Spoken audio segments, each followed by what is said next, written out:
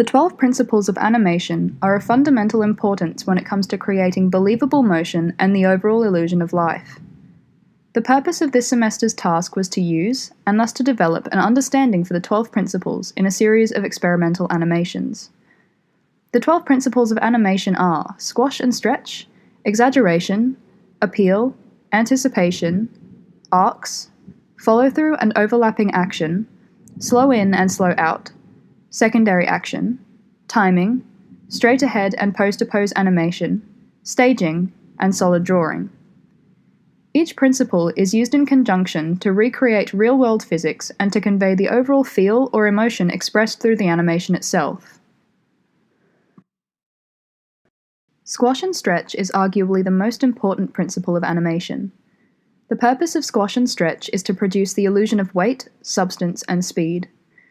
Generally, the more an object squashes and stretches, the more weight it has, the more energy has been put behind the motion, or the more flexible the material of the object appears to be. In one task, I animated a character's facial expression changing. Through this exercise, I learned that the use of squash and stretch adds some other important principles into the mix. Squash and stretch adds a level of exaggeration, adding visual appeal to the animation. Another principle I used as a result of squash and stretch is anticipation, which refers to the preparation of an action. When the face squashes for the transition to the next expression, it allows the audience to know that something else is going to happen, making the animation flow and appear natural. However, the best way to recreate natural movement is to use arcs. Most things naturally move in arcs, whether it be someone's jaw whilst talking or a rope swinging from side to side. Another task required us to animate a pendulum. If you look at the end of the pendulum, you can see that it follows a distinct arc to get from point A to point B. Another principle more prominently used in this particular animation, however, is follow-through and overlapping action. This principle deals with inertia. This can be seen in the way that the end of the pendulum continues to move in the same direction when the top of the pendulum has come to a halt.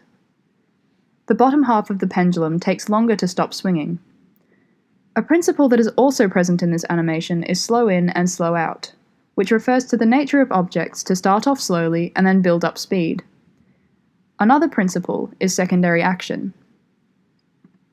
Secondary action includes motion that is influenced by another source. For example, the hair on someone's head moves when their body moves. The timing for any secondary actions may also be different. Timing refers to how fast or slow an object moves. More frames in between keyframes will make the animation slower, and less will make the animation faster. There are multiple ways to approach animation as well. Straight ahead and pose-to-pose animation are the two ways to approach an animation. Straight ahead is a method of animation in which frames are created chronologically. Conversely, pose-to-pose animation is a method that requires the keyframes to be created first, before creating the in-between frames. In another animation, I used pose-to-pose animation to make a character jump across a gap.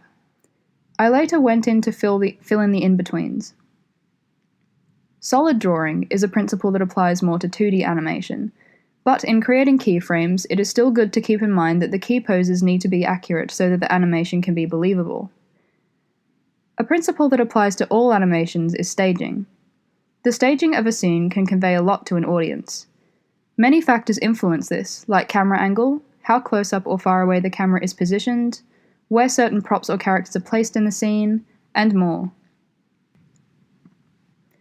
The purpose of this semester's task was to use the 12 principles of animation to create a series of short animations and therefore to develop an understanding for how they are used. The 12 principles of animation are incredibly important when it comes to creating convincing motion and the illusion of life.